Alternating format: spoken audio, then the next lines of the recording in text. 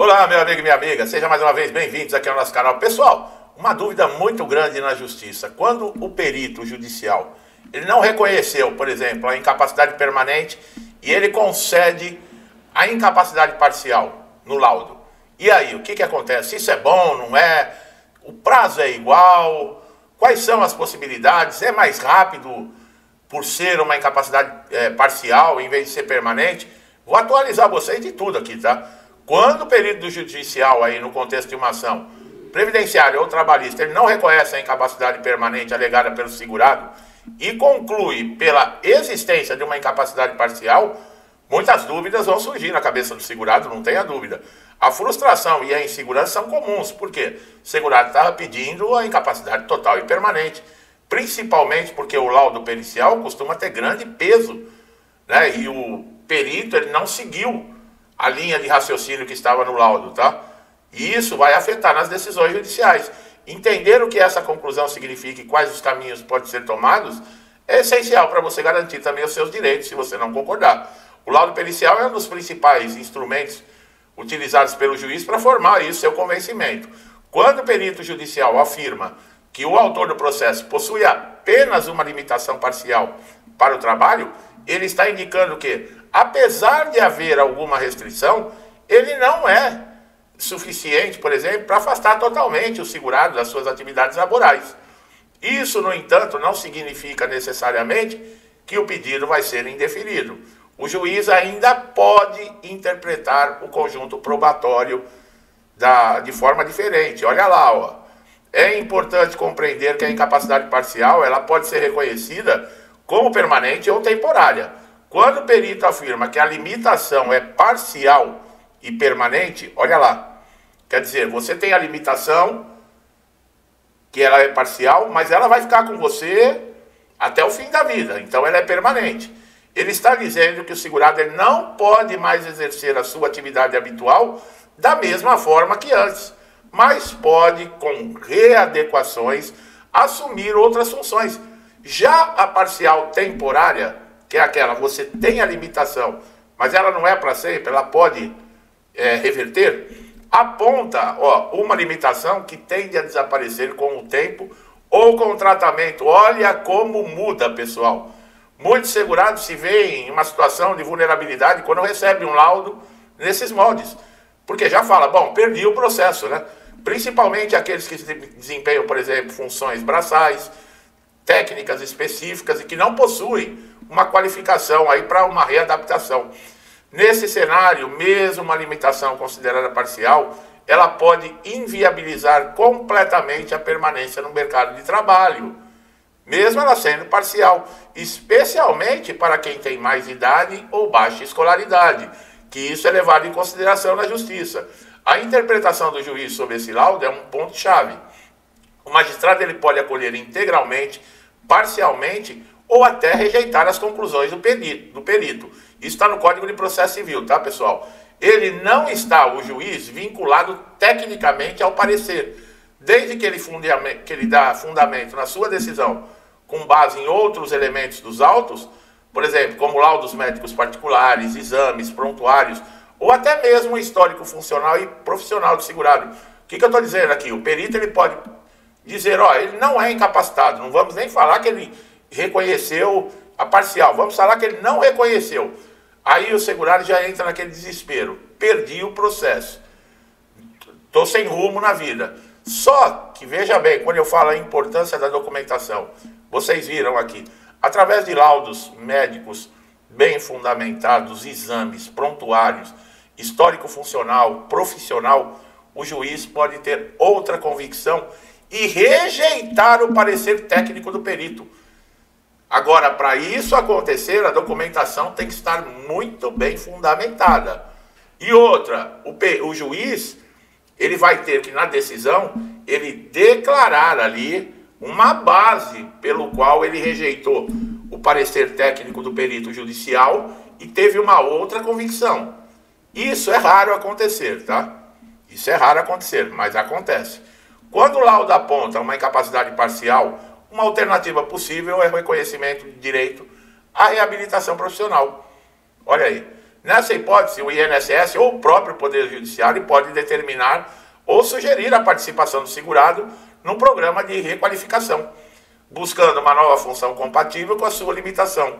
No entanto, nem sempre isso é viável na prática, especialmente em cidades pequenas ou pessoas com limitações cognitivas, físicas severas ou idade avançada. Outro ponto a ser observado é se o perito considerou adequadamente todas as enfermidades apresentadas. Há situações em que o profissional ele analisa apenas a doença principal descrita na petição inicial e ignora outras condições relevantes que estão ligadas, né, à incapacidade. Nesses casos é possível pedir esclarecimento, complementação do laudo ou até realização de uma nova perícia com base no princípio do contraditório e da ampla defesa. Olha quando eu falo a importância de vocês estarem acompanhados de um advogado ou de um defensor público. Isso você não pode fazer numa situação dessa. Entrar com um pedido de complementação do laudo, uma realização de uma nova perícia, uma ampla defesa. É necessário um advogado. Eu sempre falo, né? O acompanhamento do advogado é essencial. Ah, mas tem que pagar. Tem a defensoria pública que você consegue de graça. Só que é aquilo, né? É 1 ano à espera. Entendeu? Mas olha como é importante o papel do advogado. Tá? Ele vai analisar criticamente o conteúdo do laudo, identificar eventuais omissões, contradições, erros técnicos, requerer providências necessárias para garantir um julgamento justo. O profissional ele vai apresentar parecer técnico particular, solicitar uma oitiva de testemunhas que reconheçam a rotina de trabalho do autor. Muitos segurados também questionam se é possível obter a aposentadoria por invalidez, mesmo com um laudo que reconheça uma incapacidade parcial. Sim, pessoal, desde que a limitação parcial, combinada com fatores, por exemplo, como idade, escolaridade, condição socioeconômica, torne inviável a reinserção no mercado de trabalho.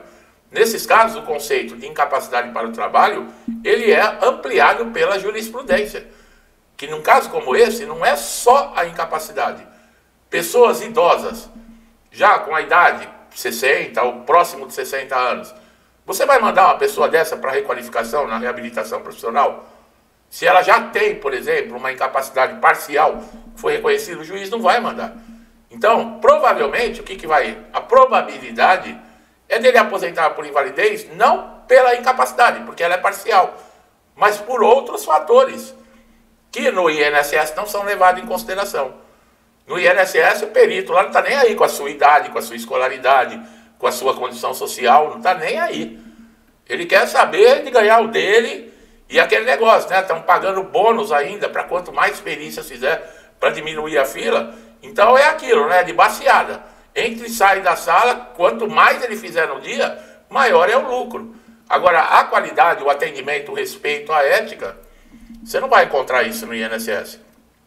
Outro benefício possível, olha lá, é o auxílio acidente, que tem muita gente que desconhece, né?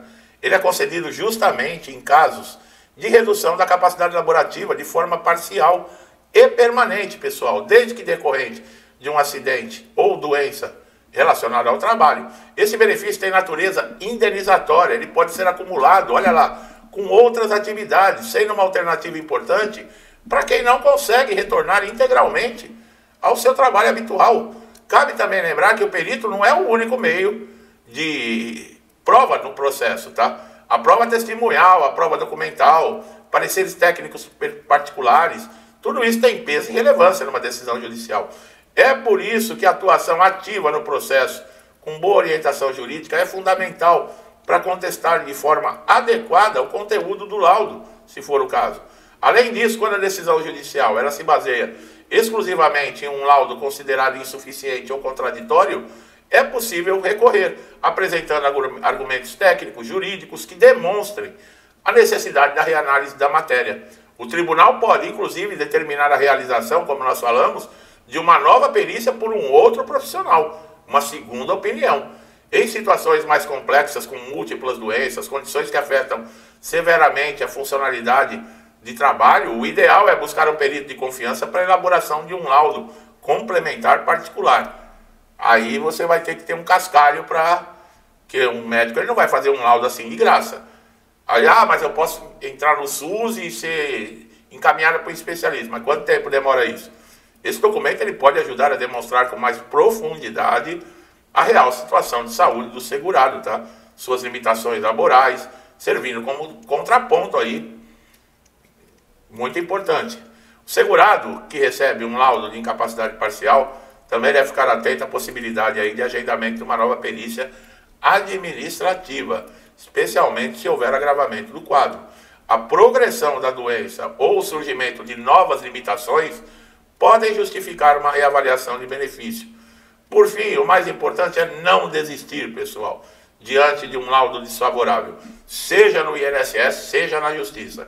Cada caso tem as suas particularidades e a orientação adequada é uma boa condição no processo. É possível preservar, tá, e reverter situações injustas.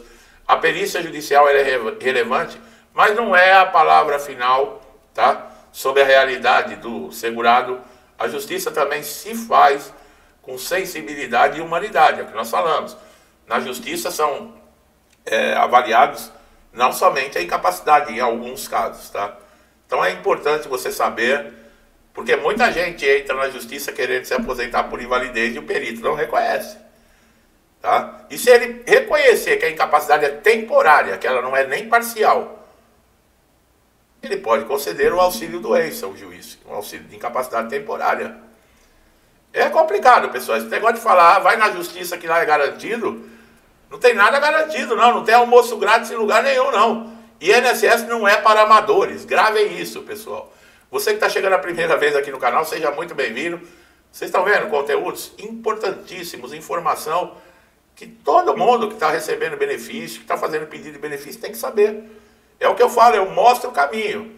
Mas você tem que se ligar. As pessoas, vocês que são os inscritos, vocês que me acompanham, é vocês que tem que fazer isso acontecer.